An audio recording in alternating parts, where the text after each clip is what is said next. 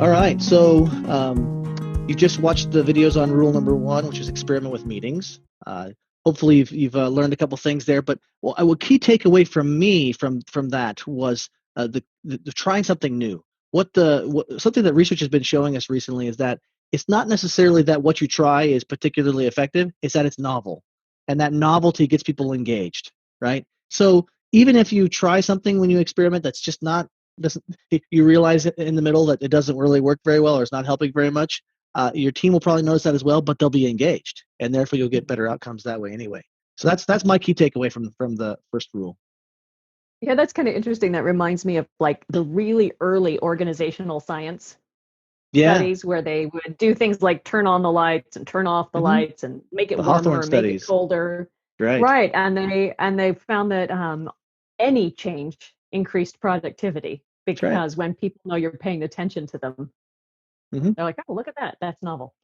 Yep. Um, so when you find the things to try that are new, a couple of things that will help make your experiment more than just sort of a flash in the pan moment of novelty is to go ahead and put it on the calendar.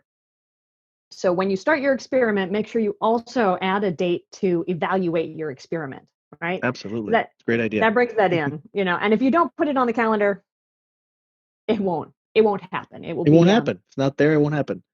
it was not there, it won't happen. There's a phenomenon they talk about in the coaching and consulting world called snapback, which Mm, is where your old habits just come right back into play because that's a lot easier than yeah. maintaining something new.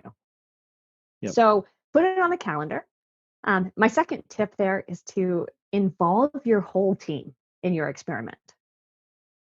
I don't know what you've seen that way, Joe, but in our work, we find that if the whole team knows that this is an experiment and we're trying to achieve this goal, Hmm. you get all kinds of unintended consequences, like, hey, they come up with ideas too, or Yeah. they actually change their behavior. Yeah. Well, as a scientist, we're oftentimes thinking about how do we're the ones manipulating the factor, the thing that we're changing, or that sort of thing, and we don't tell people we're doing it, right? Because we want to see what it Right. does to people's normal behavior. But in a situation where you're the one leading a meeting and you're wanting to make your meetings better and you want to experiment, yeah, there doesn't seem to be anything wrong with involving more people in the process. So yeah, I would definitely involve the team to the degree that you can when you want to introduce a new or novel idea or experiment with some process within your meeting. Yeah. It'll probably be a little more challenging for you to get written up in a purely academic kind of journal, but you might get the Yeah. result you want, right? If you get the So, result you want, this is business, right? So uh, unless you're looking to publish, there's no reason to quibble over that at this point. yeah. And then my final tip with experimentation is that there's a lot of stuff going on in meetings. You've got the purpose and the location and all the things we're going to talk about and all the rest of the rules.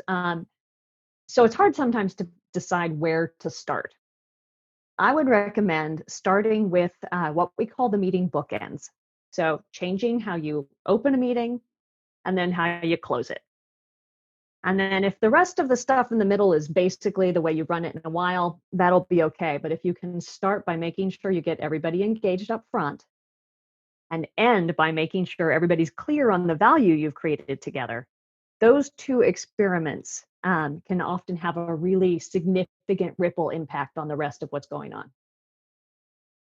Yeah, I think that's a great idea. I think that's a definitely something to try. And that's the thing about experimentation. It's you're going to think of things and ideas. I would love you to try them and let us know how they go. In fact, we want you to do a little bit of reflection. And with each of these videos that you'll watch, we're going to ask a question at the end of this takeaway portion where we give you some tips.